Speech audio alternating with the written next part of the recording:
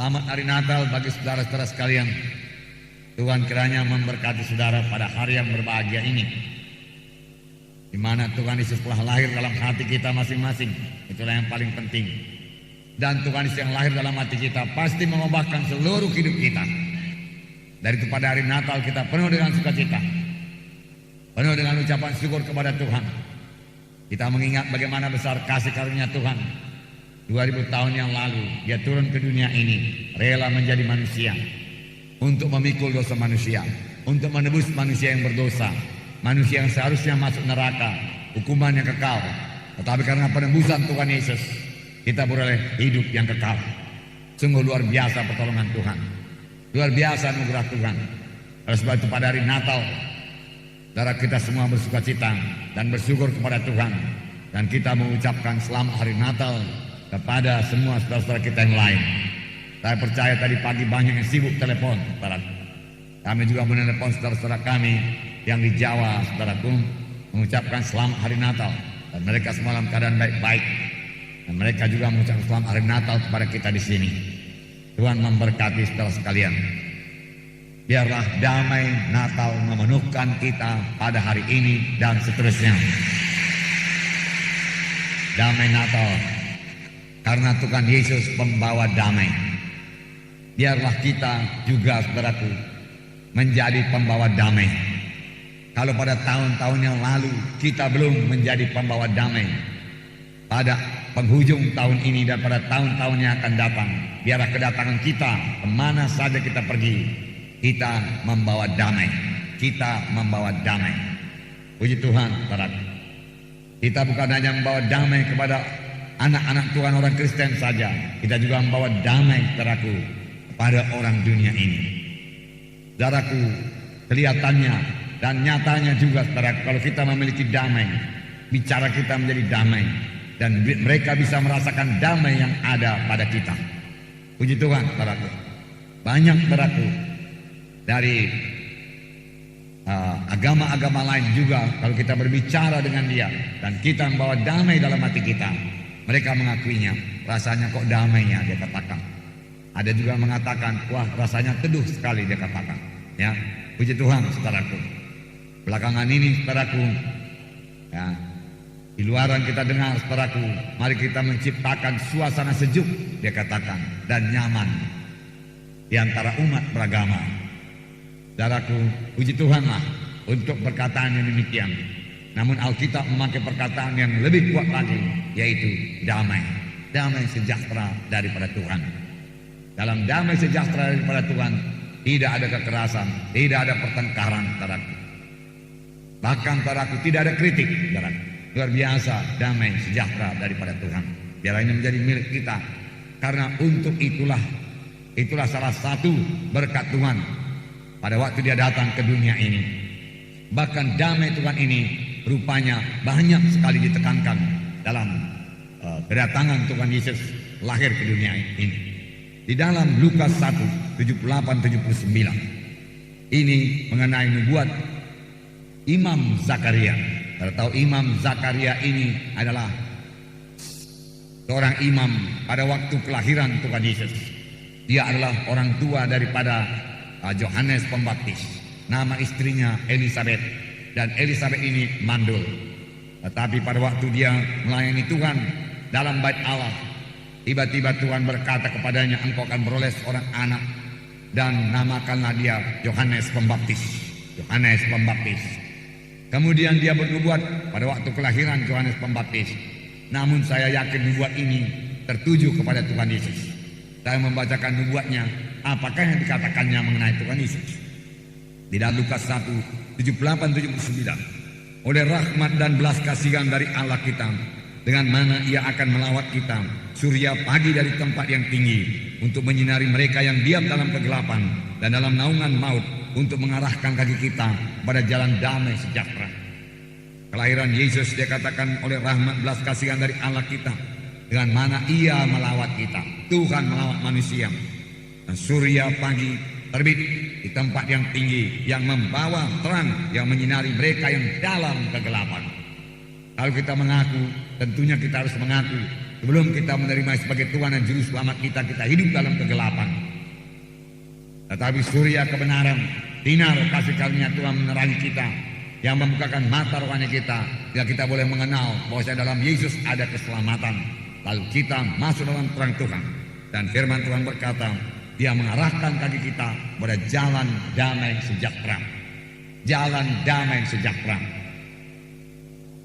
Dan pada waktu kelahiran Tuhan Yesus dalam Lukas 2 pasal berikutnya, apakah nyanyian daripada tentara sorga yang menyertai malaikat-malaikat, nyanyiannya yaitu mengenai damai di bumi. Kedatangan Tuhan Yesus memberikan damai di bumi. Boleh jadi pada waktu itu juga banyak kerusuhan, banyak peperangan, banyak pertengkaran, banyak kebencian. Karena pada waktu itu bangsa Israel masih dijajah oleh bangsa Roma. Tentunya mereka mau merdeka. Dan lalu dalam keadaan demikian selalu terjadi pertentangan, kebencian, dalam perbedaan pendapat, apalagi konflik-konflik politik yang bisa menjadi keras. Dan memang itu terjadi. Tetapi kedatangan Tuhan Yesus, saudaraku, membawa damai. Sini dikatakan ayat 13, dan tiba-tiba tampaklah bersama-sama dengan malaikat itu sejumlah besar bala tentara sorga yang memuji Allah, katanya. Kemuliaan bagi Allah di tempat yang maha tinggi, dan damai sejahtera di bumi di antara manusia yang berkenan kepadanya. Karena rupanya bala tentara sorga rupanya suka memuji Allah, suka menyembah Tuhan. Biarlah kita anak-anaknya juga menjadi suka memuji Tuhan, memuji Tuhan, menyembah Tuhan. Hari-hari kebaktian adalah hari-hari untuk memuji Tuhan, hari-hari untuk menyembah Tuhan, bukan hari untuk mendengarkan firman Tuhan saja. Tetapi hari Minggu dan hari-hari kebaktian kita yang lain adalah satu kesempatan di mana kita bersama-sama sebagai anggota tubuh Kristus mengangkat suara kita untuk memuji Tuhan, membesarkan Tuhan, memuliakan Tuhan, karena Dia layak untuk dipuji. Dan Dia memang minta kita memuji Dia, saudaraku. Ini dikatakan nyanyiannya, kemuliaan bagi Tuhan di tempat yang maha tinggi, kehormatan bagi Tuhan tempat yang maha tinggi, segala kemuliaan bagi Tuhan saja, puji Tuhan, dan damai sejahtera di bumi di antara manusia yang berkenan kepadanya. 700 tahun kira-kira sebelum Tuhan Yesus lahir, Nabi Yesaya telah menubuatkan mengenai kelahiran Tuhan Yesus dengan pimpinan Roh Kudus. Dia katakan bahwasanya kelahiran Tuhan membawa damai dan sejahtera. Dialah Raja Damai. Yesaya 9 ayat 6. Ini saya membacakan. Sebab seorang anak telah lahir untuk kita, seorang putra diberikan untuk kita. Lambang pemerintahan ada di atas bahunya, dan namanya disebutkan orang Penasehat Ajaib, Allah yang perkasa, Bapa yang kekal, Raja Damai. Salah satu nama yang diberikan Tuhan kepada Tuhan Yesus yaitu Raja Damai. Tidak ada yang lebih damai daripada Tuhan Yesus. Dialah Raja Damai yang memberikan damai, Raja Damai yang mengalirkan damai dalam hati kita, Raja Damai yang mengubahkan hati kita dari hati yang suka melawan, suka berontak, suka bertengkar, menjadi hati yang penuh dengan damai. Dan itu akan terpancar dari wajah saudara. Kalau saudara memiliki damai, mesti terpancar dari wajah saudara, dari kata-kata saudara. Damai Tuhan, damai Tuhan. Memang di sini juga dia dikatakan penasehat ajaib, penasehat. Nasihat yang paling baik adalah dari Tuhan Yesus, saudaraku. Tadi malam ada film mengenai Jesus of Nazareth. Saya bersyukur kepada Tuhan, pada bulan-bulan terakhir ini saja sudah 2 kali di TV itu diputar, saudaraku. Dan dalam film Jesus of Nazareth itu, saudaraku, hampir semua pun yang diucapkan dalam film itu, yang diucapkan Tuhan adalah ayat demi ayat, saudaraku. Jadi kita bersyukur kepada Tuhan. Saya pikir tadi malam, saudaraku, melalui TV itu telah disebarkan lebih kurang 200 sampai 300 ayat kepada begitu jutaan penduduk Indonesia yang mendengarkan siaran tersebut. Dan ini tentu membawa berkat, saudara. Dan jelas-jelas diterangkan jalan keselamatan. Dan pada akhir film itu diminta supaya jiwa-jiwa membuka hatinya dan menyerahkan dirinya kepada Tuhan Yesus dan memberikan Tuhan Yesus berdiam dalam hatinya untuk menerima keselamatan yang kekal. Puji Tuhanlah, saudaraku. Di dalam negara kita yang dilanda krisis seperti ini, saudaraku, ya, masih bisa diputar film yang begitu jelas mengenai keselamatan jiwa, film yang begitu ratusan ayat-ayat, saudaraku, diucapkan dengan jelas, saudaraku, yang pasti membawa berkat, saudaraku. Saya melihat, saudaraku, bahwasanya film itu saudaraku tidak sama dengan film-film yang lain. Itu film yang sangat istimewa dan sangat membawa berkat saudaraku. Kebanyakan film-film sekarang film kekerasan, film ya penipuan saudaraku, film kesedihan, ya, film kehancuran, film tragis saudaraku. Tetapi itu lain, film saudaraku, Jesus of Nazareth adalah film yang bawa berkat, film yang menaburkan begitu banyak firman Tuhan.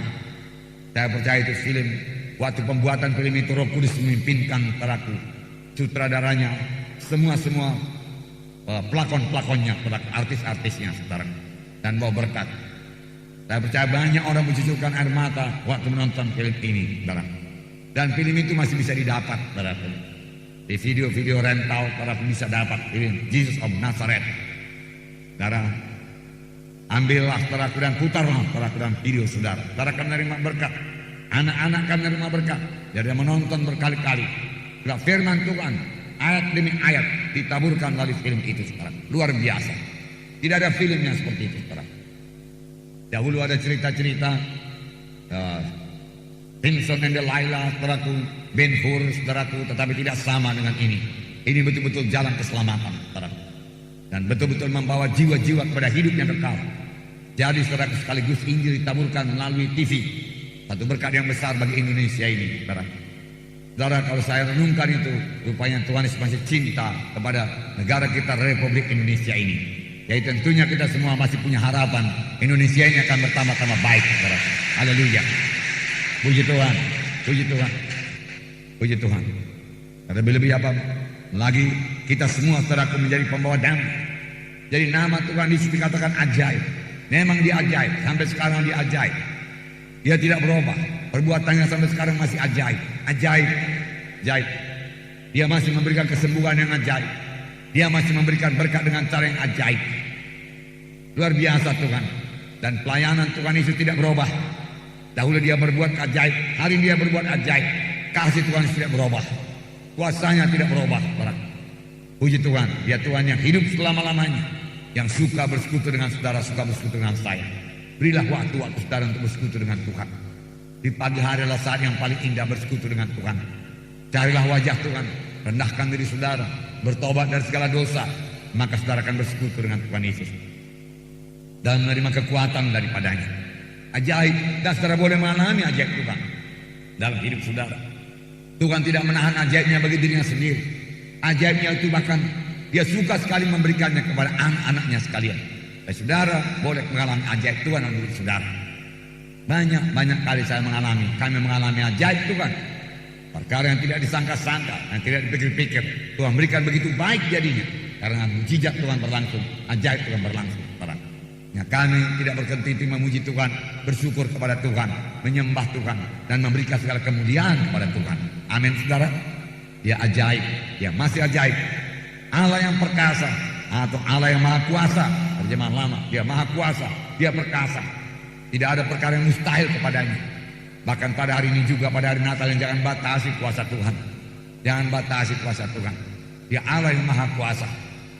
Dia sanggup saudara menyembuhkan saudara pada hari ini. Dia sanggup menolong saudara. Dia sanggup memberkati saudara. Saudaraku, jangan khawatir kalau ada di antara kita yang kena PHK dan lain sebagainya, atau dilanda krisis ekonomi, saudaraku, jangan khawatir. Dia ajaib adanya. Dia memiliki 1001 jalan untuk memberkati saudara. Dengar saja suaranya. Saudaraku, ikuti pimpinannya, ikut dia dengan tekun. Roman ajaib yang memberikan bagi saudara. Haleluya, Tuhan memberkati saudara. Bapa yang kekal selama-lamanya. Dia hidup selama-lamanya. Dia tidak akan mati-mati padaku. Dan sampai pada masa kekekalan nanti kita akan bersama-sama dengan Bapa. Bahkan mulai sekarang kita sudah bersama-sama dengan Bapa dalam masa kekekalan. Puji Tuhan saudara. Nah, Raja Damai, tidak ketinggalan tertulis Raja Damai. Raja Damai. Tuhan suka damai di bumi ini. Tuhan suka damai dalam gerejanya. Dan damai dalam gerejanya dimulai dari damai dalam hati anak-anaknya. Tidak mungkin damai di gereja kalau dalam hati kita tidak ada damai. Dan Tuhan mau memberikan damainya dalam hati kita. Damaiku kuberikan padamu, Tuhan Yesus berkata. Bukan seperti damai yang diberikan dunia ini. Ya boleh jadi ada damai dari dunia ini, saudara. Tetapi Tuhan berkata damai dari dunia ini boleh jadi damai karena untung, damai karena uang, damai karena piknik-piknik dan lain sebagainya. Tapi Tuhan berkata damaiku lain daripada itu. Bukan seperti damai dunia ini. Damai Tuhan kekal, damai Tuhan teguh, damai Tuhan padaku tidak bisa hilang oleh gelombang-gelombang dunia ini, oleh kekacauan dunia ini. Tidak bisa. Biar damai Tuhan memerintah hati kita selalu, saudara. Nah, Tuhan Yesus datang ke dunia ini untuk memberikan damai bagi semua orang yang menyerahkan hidupnya kepadanya. Dia pasti beroleh damai. Hal yang pertama saudara terima pada waktu saudara menerima sebagai Tuhan dan Juru Selamat saudara masa senang. Damai. Boleh jadi saudara tidak bisa menceritakannya, tapi itu yang jadi kepada saudara, itu jadi kepada saya. Saya merasa damai, saya merasa sejahtera sekali setelah saya diselamatkan dan diselamati saya. Damai adalah khotbah Tuhan Yesus. Kisah 10 ayat 38. Saya membacakan pada saudara. Kisah 10 ayat 38. Kisah 10 ayat 38 sini dikatakan, ayat 36.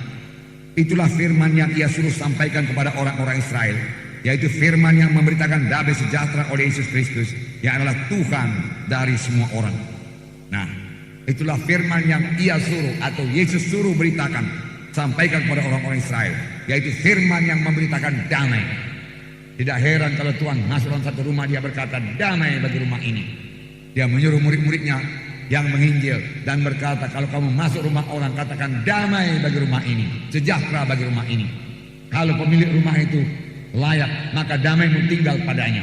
Tapi kalau dia tidak layak, maka damai itu kembali kepadamu. Tuhan berkata, berikan damai kepadaku. Banyak saudara memberikan damai, damai saudara juga tidak akan hilang, bahkan bertambah melimpah-limpah lagi dalam saudara. Damai bagi rumah ini, selamat hari Natal, damai bagimu. Amin saudara. Ya, puji Tuhan, karena dia Raja damai tinggal bagi saudara.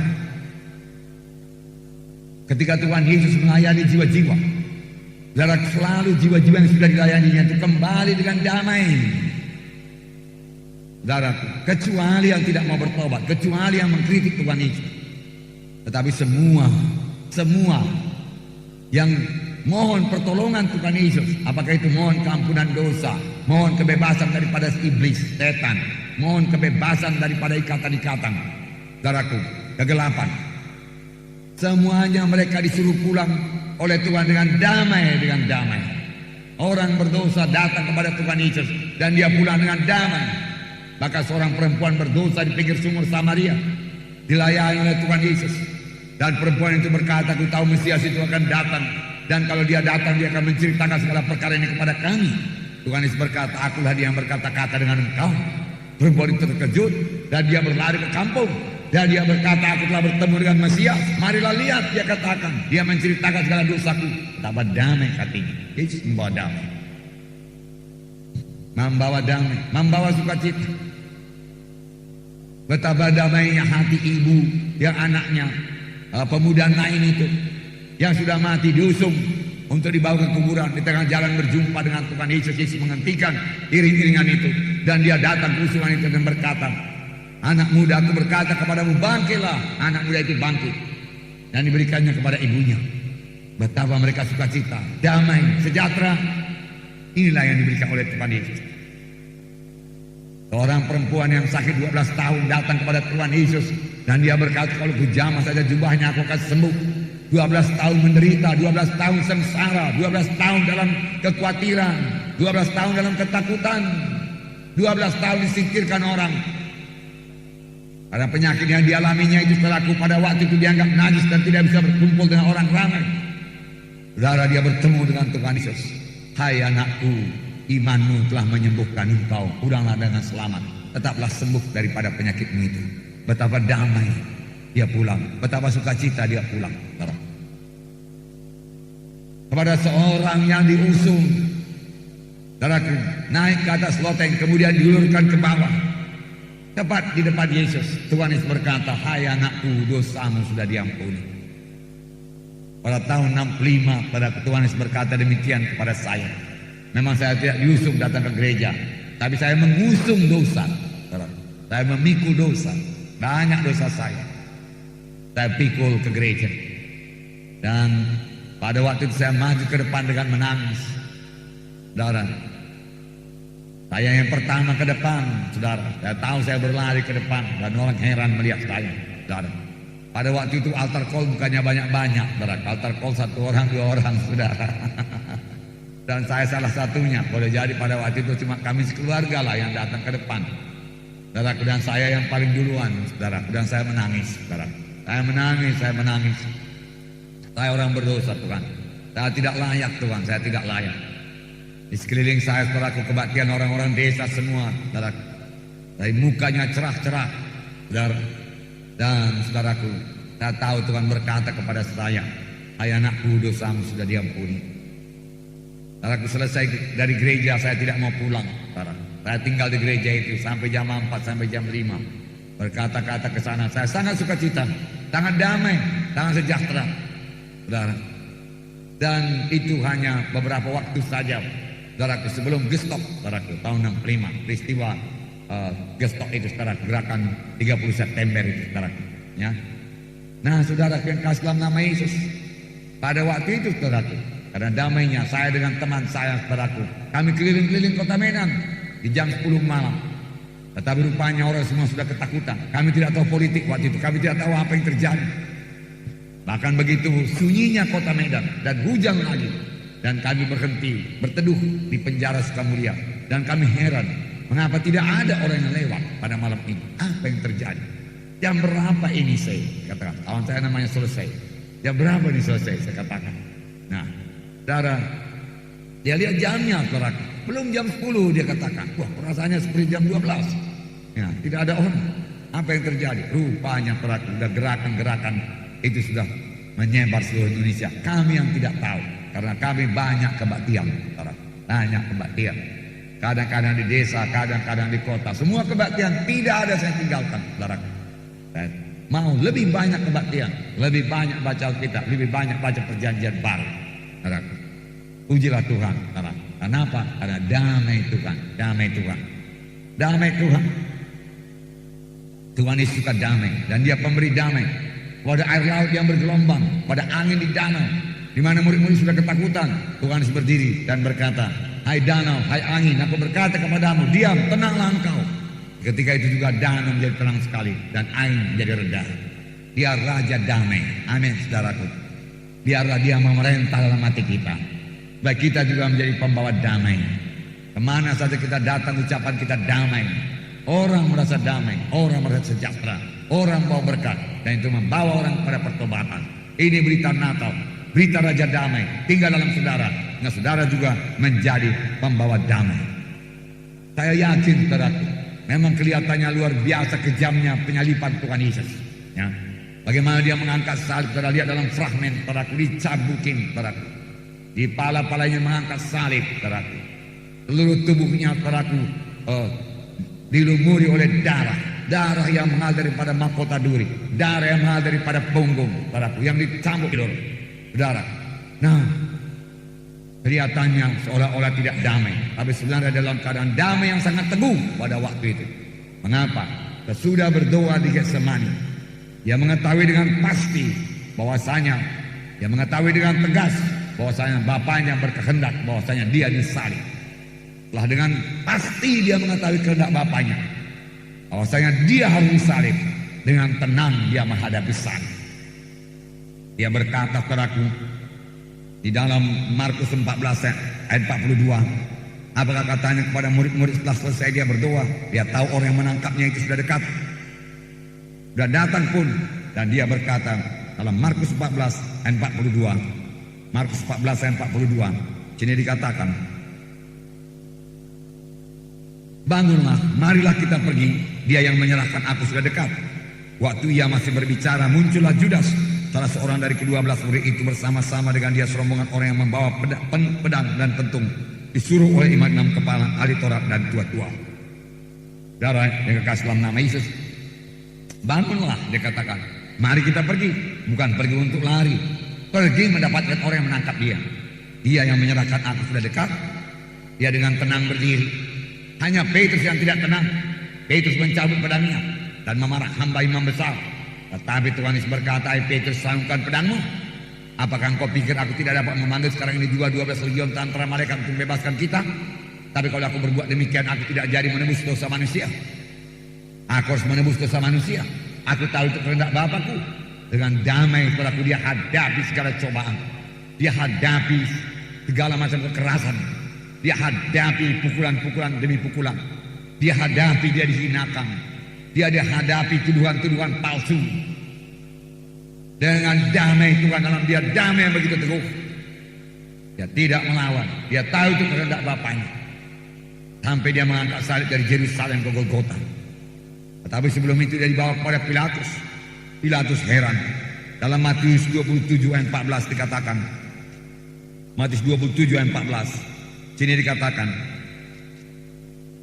Matius 27 ayat 14. Sini dikatakan. Ayat 13 dan 14. Maka kata Pilatus kepadanya, tidakkah engkau dengar betapa banyaknya tuduhan saksi-saksi ini terhadap engkau? Tetapi ia tidak menjawab suatu kata pun. Sehingga wali negeri itu sangat heran. Banyak tuduhan-tuduhan palsu dilontarkan kepada Tuhan Yesus. Tapi Tuhan Yesus sedikit pun tidak menjawab. Sehingga Pilatus heran. Dan dia berkata, tidakkah engkau dengar begitu banyak tuduhan-tuduhan yang disampaikan kepadamu? Mengapa engkau tidak menjawab apa-apa? Biasanya orang yang dituduh, apalagi tuduhan palsu, dia berontak, dia membela dirinya, dia balas. Tapi Yesus tidak berbuat demikian. Damai Tuhan memenuhkan hatinya. Dia sudah tahu pasti bahwasanya dia harus disalib untuk keselamatan manusia. Maka dia tidak perlu menjawab itu semuanya.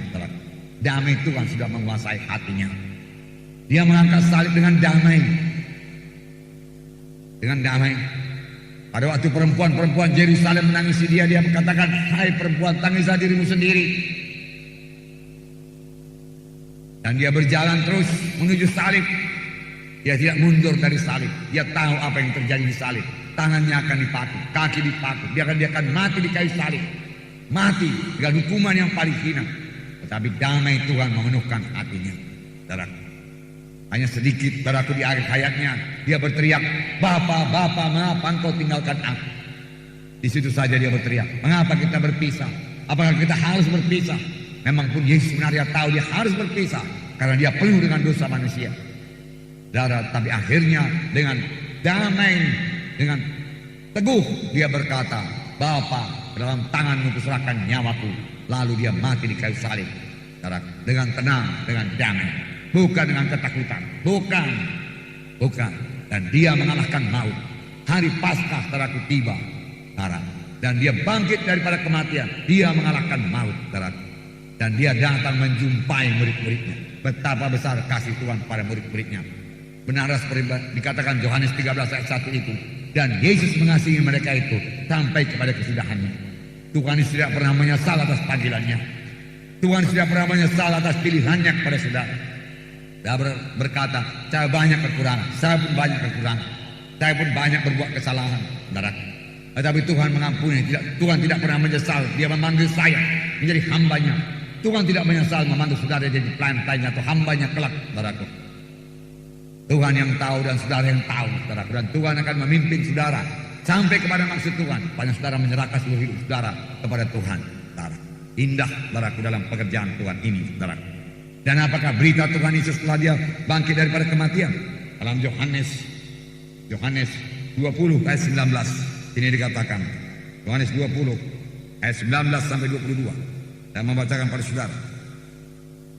Ketika hari sudah malam, pada hari pertama minggu itu berkumpullah murid-murid Yesus di satu tempat dengan pintu-pintu yang terkunci karena mereka takut kepada orang-orang Yahudi.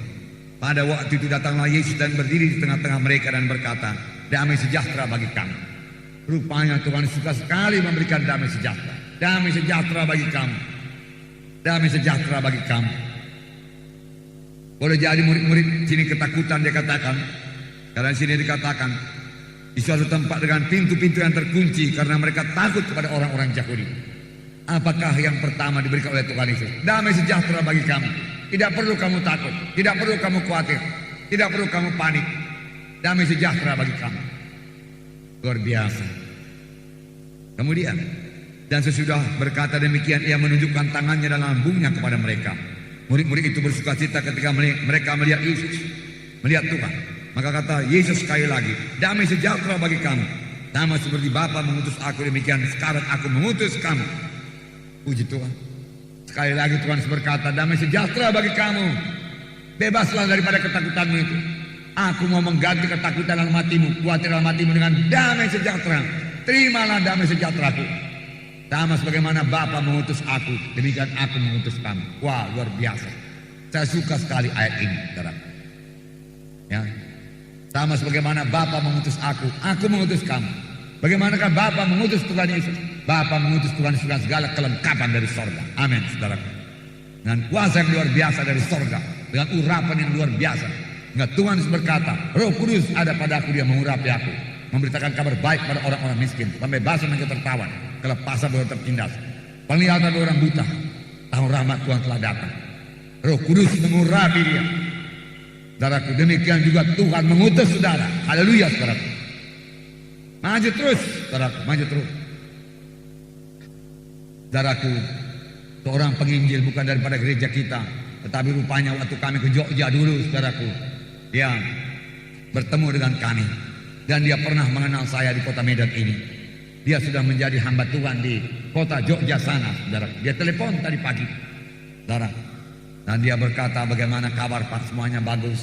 Nah, katakan semuanya bagus, berkati Tuhan. Damai sejahtera Tuhan menemukan kami. Nah, demikian juga hendaknya bagi kamu sekalian, bagaimana keadaan di situ baik. Kami baru dari daerah Dayak, dikatakan di Kalimantan. Pak, dia katakan banyak suku Dayak sekarang mau menerima Tuhan Yesus. Hanya kami nggak ada tenaga, dia katakan. Saya sendiri yang pendeta di sini. Kalau Bapak ada penginjil, kita bisa sama-sama pergi ke sana, dia katakan. Saudaraku, betapa dia bersemangat. Saya tanya anggotanya berapa waktu itu, dia katakan 100 lebih saja anggotanya. Dengan anggota 100 lebih pun, saudaraku, dia sudah menginjil sampai ke Pontianak sana. Tetapi hanya penginjilan sajalah Pak, dia katakan. Kami tidak bisa bangun gereja karena tidak ada tenaga. Kurang penuai-penuai.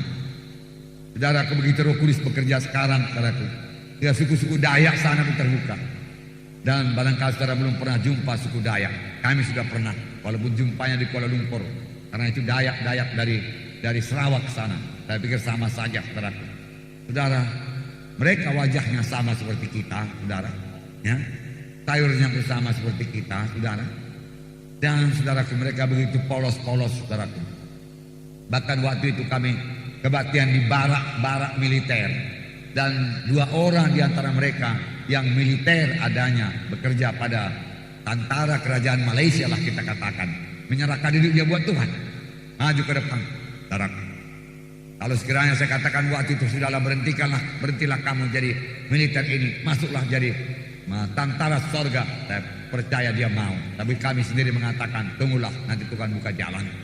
Begitulah spontannya mereka menyerahkan dirinya kepada Tuhan, saudaraku. Kami meletakkan tangan pada atas mereka. Dan beberapa yang lain, Roh Kudus bekerja dan mereka selain Holy Spirit, mereka tergeletak. Dan mereka menjamu kami dengan luar biasa. Rupanya mereka sudah bersiap. Dia mendengar kedatangan kami. Wah, segala macam saudaraku disediakan. Daun ubi pun banyak, saudaraku. Siput pun banyak. Siput itu, saudaraku, bukan siput makanan laut. Siput yang siput kita di sini, saudaraku. Yang ekornya dipontong demikian, kemudian disap cuk-cuk gitu, saudaraku. Wah, saudara. Sambalnya serupa dengan kita, saudara. Ya, boleh jadi dulu beberapa orang suku Batak, saudaraku, melawat ke sana dan jadi orang Dayak, saudaraku. Ya.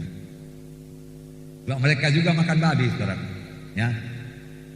Dan mereka punya rumah panjang, sama seperti rumah Batak itu, saudaraku. Rumah panjang namanya. Nah, banyak yang belum selamat. Banyak lagi kerja, saudaraku. Banyak lagi kerja. Itu hanya bisa dikerjakan dengan damai Tuhan dalam hati kita. Amin, saudara. Damai sejahtera diberikan padamu. Sama sebagaimana Bapa mengutus aku mengutus kamu. Jadi saudara, kalau saudara diutus Tuhan jadi penginjil, jadi hamba Tuhan, percaya sajalah kuasa Tuhan menyertai saudara. Amin. Ya.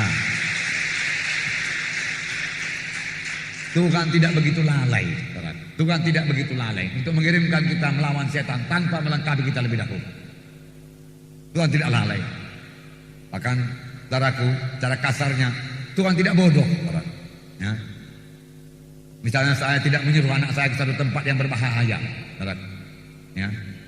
Tanpa melengkapi dia lebih dahulu, tidak, saudara. Saya lengkapi dia lebih dahulu. Amin, saudara. Ya, demikian Tuhan. Demikian sama sebagaimana Bapa mengutus Yesus, demikian Yesus mengutus saudara. Yesus mengutus saya pada dunia yang gelap ini. Dunia yang frustrasi, dunia yang stres, dunia yang kacau balau, saudara. Dunia yang stres. Saudara bisa rasakan kalau saudara keluar ke jalan sana atau masuk ke pasar-pasar itu, saudaraku, ya. Saudara lihat jumpa orang-orang stres, supir-supir yang stres, pegawai-pegawai yang stres, buru-buru yang stres. Perlu sekali damai itu kan. Dan damai itu ada pada Yesus. Dan karena Yesus adalah dalam hati saudara, maka saudara juga memiliki damai Tuhan. Amin. Puji Tuhan, peliharalah damai Tuhan itu. Oleh sebab itu pada hari Natal ini biarlah kita menjadi pembawa damai. Tuhan Yesus menghendaki kita menjadi pembawa damai. Sanggupkah kita menjadi pembawa damai? Saudara, Tuhan Yesus waktu dia di dunia ini dia sama seperti manusia. Dia telah menanggalkan kemuliaannya. Dia dilengkapi dengan Roh Kudus. Dia dipenuhi dengan Roh Kudus, diurapi oleh Roh Kudus. Dan dia melakukan tanda nyata dan mujizat. Filipi pasal 2 mengatakan bahwasanya dia mengosongkan dirinya. Dia menjadi sama seperti manusia. Itu sebabnya setan mencobai dia. Kalau dia dalam keadaan Allah, saudaraku, setan tidak akan mencobai dia. Tidak mungkin mencobai Tuhan, saudara. Allah tidak bisa dicobai. Nggak mungkin. Tetapi karena setan ini punya pengharapan bahwasanya Yesus dalam keadaan manusia bisa jatuh kepada dosa. Dia coba. Jikalau engkau anak Allah, jadikanlah batu-batu ini jadi roti. Ada tersurat bukan dari manusia, bukan dari roti saja manusia dapat hidup. Jikalau engkau anak Allah, jatuhkanlah dirimu ke bawah. Karena ada tersurat dia akan mengutus malaikatnya supaya menatang kakimu supaya tidak terantuk pada batu. Tuhan Yesus berkata, ada tersurat, jangan cobai Allah Tuhan. Jikalau engkau anak, semua ini kuberikan kepadamu, tapi sembahlah aku. Ada tersurat, Allah Tuhanmu saja yang patut engkau sembah. Dan iblis mundur daripadanya. Iblis mencobai Tuhan Yesus, setan mencobai Tuhan Yesus, karena dia dalam keadaan tubuh manusia. Filipi pasal 2 ayat 7. Melainkan telah mengosongkan dirinya sendiri dan mengambil rupa seorang hamba dan menjadi sama dengan manusia. Menjadi sama dengan manusia. Yesus menjadi sama dengan manusia. Dia merasa lapar. Kalau dia dalam keadaan Allah, dia tidak lapar-lapar, saudara. Kalau dia dalam keadaan Allah, dia tidak capek-capek. Kalau dia dalam keadaan Allah, dia tidak perlu tidur. Nggak perlu. Allah adanya. Tapi dia dalam keadaan manusia. Sama seperti manusia. Dan dalam keadaan sebagai manusia, ia telah merendahkan diri dan taat sampai mati, bahkan mati di kayu salib. Itulah sebabnya Allah sangat meninggikan dia dan mengaruniakan kepada nama di atas segala nama.